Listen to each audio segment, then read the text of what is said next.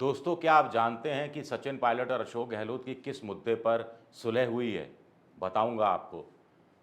क्या आप जानते हैं कि राजस्थान में कम से कम एक मुद्दे पर प्रधानमंत्री नरेंद्र मोदी और राहुल गांधी एकमत हैं? वो क्या है? वो ये कि दोनों ही नहीं चाहते कि सचिन पायलट कांग्रेस छोड़कर जाए।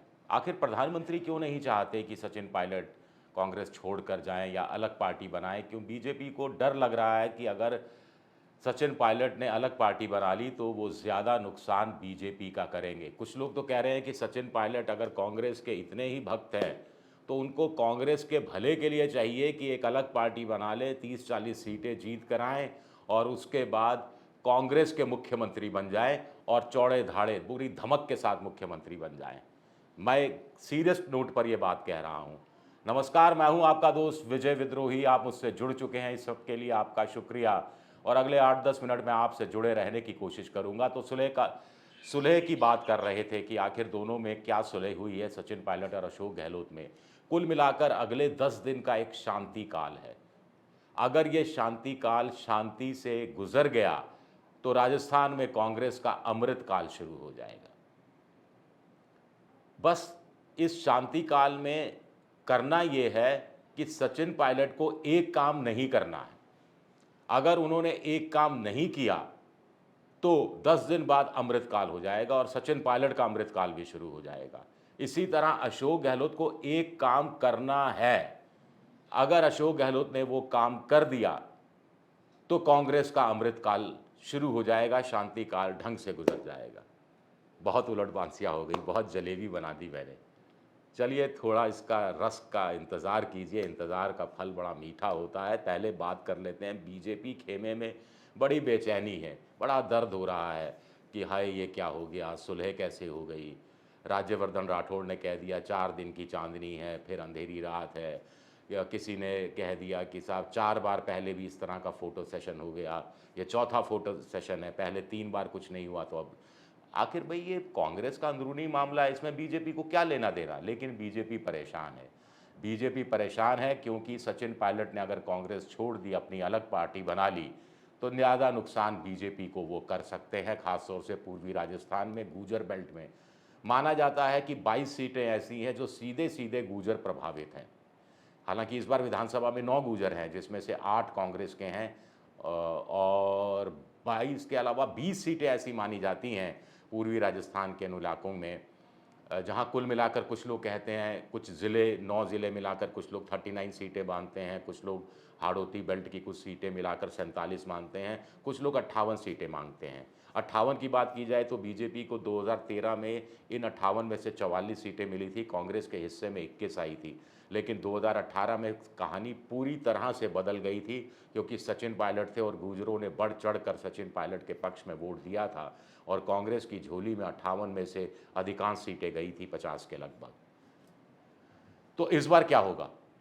इस बार बीजेपी को लग रहा है कि अगर कांग्रेस के अंदर सचिन पायलट रहते हैं तो गूजर बेल्ट में पिछली बार जो सचिन पायलट के साथ गूजर वोटर चला गया था उसमें से बहुत कुछ नहीं जाएगा, क्योंकि पिछली बार तो मुख्यमंत्री बन रहे थे, इस उम्मीद में लोगों ने दिया था। इस बार तो कोई उम्मीद है नहीं मुख्यमंत्री बनने की, तो गूजर फिर वोट नहीं देंगे या फिर बीजेपी के फोल्ड में चले आएंगे। लेकिन लेकिन लेकिन लेकिन बीजेपी को सबसे बड़ा डर सता रहा है, मोदी जी को डर सता रहा है। यही वजह है कि भीलवाड़ा के आसींद में देवनारायण के मंदिर में वो गए और पिछली बार दौसा आए, नेशनल ये जो हाईवे का एक हिस्से का उद्घाटन करने के लिए। एक हिस्से का भाई कौन उद्घाटन करता है, पूरा हाईवे का उद्घाटन करता है, लेकिन आए क्योंकि गूजर बेल्ट में साधना है अपने वोटरों को। तो डर है एक कि गूजर फिर सचिन पायलट के साथ चले जाएंगे, कुछ और दूसरी जातियां भी सचिन पायलट के साथ सहानुभूति का वोट दे देंगी और इससे पूर्वी राजस्थान में बीजेपी की हालत पतली हो जाएगी और बीजेपी को सबसे ज़्यादा नुकसान उठाना पड़ेगा। कांग्रेस का तो जो होगा सो होगा, वो तो अलग बात है। और दूसरी बात यह है, उनको डर लग रहा है कि अगर सचिन पायलट ने अलग पार्टी बना ली तो वो सिर्फ अपनी पार्टी के दम पर चुनाव नहीं लड़ेंगे, वो टैक्टिकल अंडरस्टैंडिंग करेंगे। अरविंद केजरीवाल के साथ टैक्टिकल अंडरस्टैंडिंग की और शहरी क्षेत्रों में अरविंद केजरीवाल का भी वोटर है, युवा वोटर है। केजरीवाल युवा, सचिन पायलट युवा, बेरोजगारी के खिलाफ मुहिम, परीक्षा में नकल के खिलाफ मुहिम। तो इस सब का फ़ायदा शहरी क्षेत्र में युवा वोटरों को, और आप भूले नहीं, सचिन पायलट ने जो कहा था कि युवाओं के पाँव के छालों का दर्द मैं समझता हूँ, इन छालों का दर्द मैं कभी भूलने नहीं दूंगा। तो शहरी क्षेत्र का वोटर आमतौर पर किसका वोटर है? बीजेपी का वोटर है। हालांकि कभी कभी कांग्रेस को भी दे देता है, जैसे पिछली बार दे दिया था, लेकिन मोटे तौर पर बीजेपी का वोटर है। तो सचिन पायलट गुर्जर वोटरों से कांग्रेस बीजेपी का नुकसान करेंगे। दो, केजरीवाल के साथ टैक्टिकल अंडरस्टैंडिंग में कुछ जगह चुनाव लड़ते हैं शहरी क्षेत्रों में, बड़े शहरों में, तो वहां पर गहलोत का विरोधी वोटर, युवा वोटर, जो वैसे बीजेपी को वोट दे देता, लेकिन सचिन पायलट और केजरीवाल के कॉम्बिनेशन को देखते हुए उस वोटों में बिखराव होगा और फायदा कांग्रेस को होगा। बीजेपी कुछ सीटें हार भी सकती है ऐसे इलाकों में।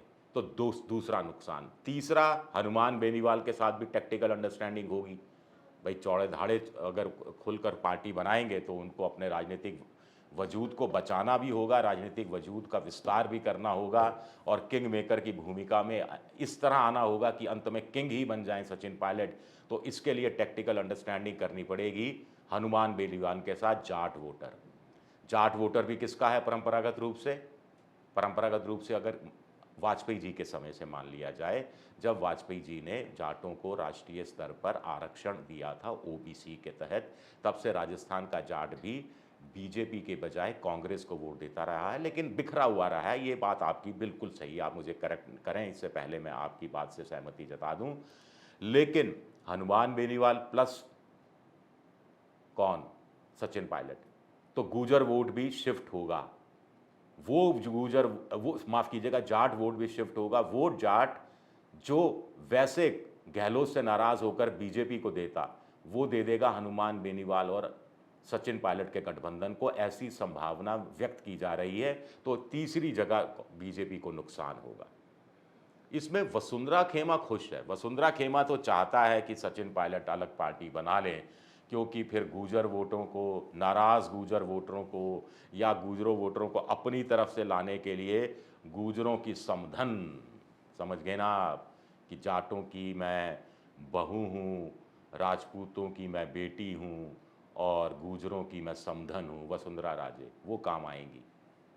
उनकी पुत्र वधू भी काम आएगी और पार्टी में उनका मान सम्मान, थोड़ा पद प्रतिष्ठा बढ़ जाएगी।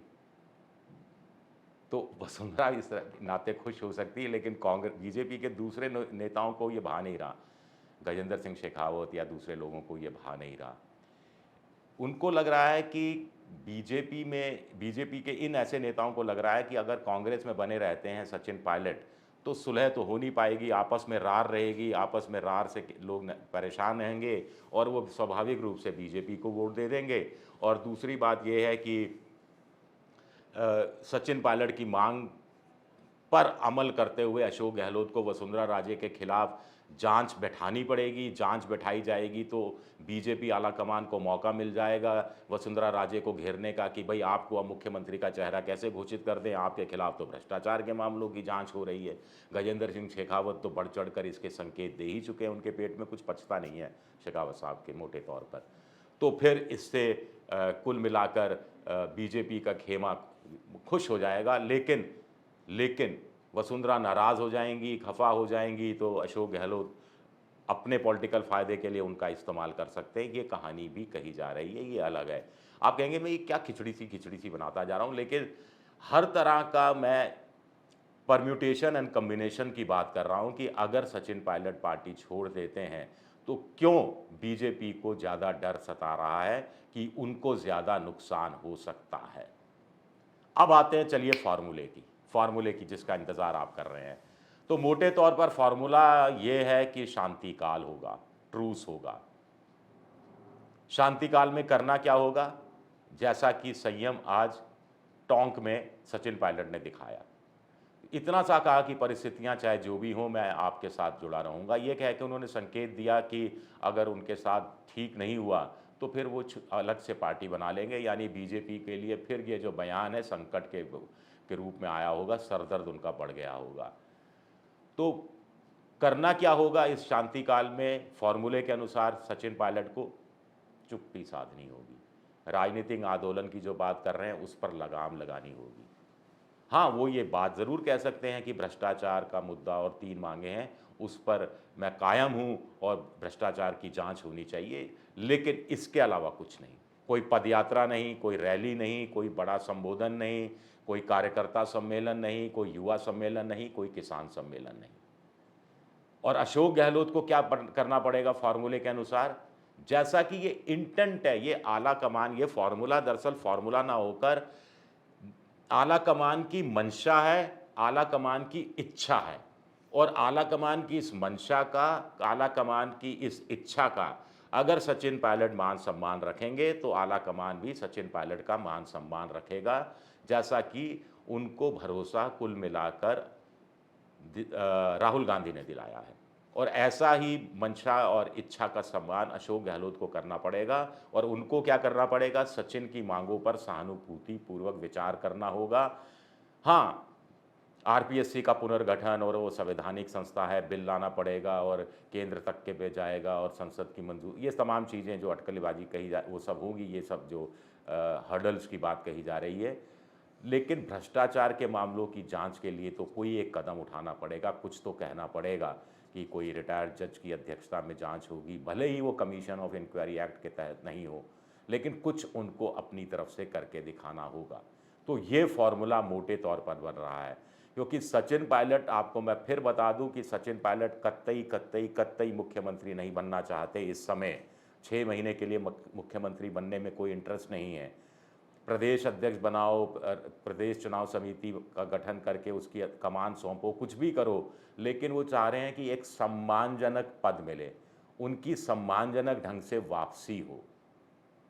कुछ लोग कह रहे हैं कि अशोक गहलोत ने, अगर उनकी 3 मांगों में से एक मांग तो पूरी तरह से रिजेक्ट हो चुकी, कायदे से तो अशोक गहलोत तीसरी मांगे या 2.5 मांग रिजेक्ट कर चुके, लेकिन उनको कम से कम 1.5 मांग माननी पड़ेगी। और अशोक गहलोत ने, कुछ लोग कह रहे हैं 1.5 मांग मान भी ली तो भी सचिन पायलट का मान सम्मान रह जाएगा और आला कमान कहेगा कि बस इतना मान सम्मान आपका हमने बचा लिया, अब बाकी का चुनाव के बाद देखेंगे। लेकिन सचिन पायलट इससे मानने वाले नहीं हैं, कतई नहीं मानेंगे। उनको एक सम्मानजनक पद चाहिए, सम्मानजनक प्रतिष्ठा चाहिए, ताकि कार्यकर्ताओं के बीच भी उनकी राजनीति चलती रहे, उनका राजनीतिक वजूद कायम रहे, जिससे अंततः फ़ायदा बीजेपी के बजाय कांग्रेस को ही होगा, अशोक गहलोत के ही हाथ मजबूत होंगे। तो ये है शांतिकाल बनाम अमृतकाल बनाम बीजेपी का संभावित संकट काल बनाम बनाम बनाम। चलिए, मेरा ये वीडियो देखा आपने, इसके लिए आप सबका शुक्रिया बहुत बहुत। और अगर पसंद आए तो लाइक कीजिएगा, सब्सक्राइब कीजिएगा, शेयर कीजिएगा, और ये जो घंटी जैसी आकृति है बेल आइकन, इसे दबा दीजिएगा ताकि नया वीडियो आए तो आपको तत्काल जानकारी मिल जाए। विद्रोही 7 मेरा ट्विटर हैंडल है, विजय विद्रोही 7 इंस्टाग्राम पर हूँ, और विजय विद्रोही के नाम से मैं फेसबुक पर, मेरा पेज है विजय विद्रोही पेज। शुक्रिया, आप सबका बहुत बहुत शुक्रिया।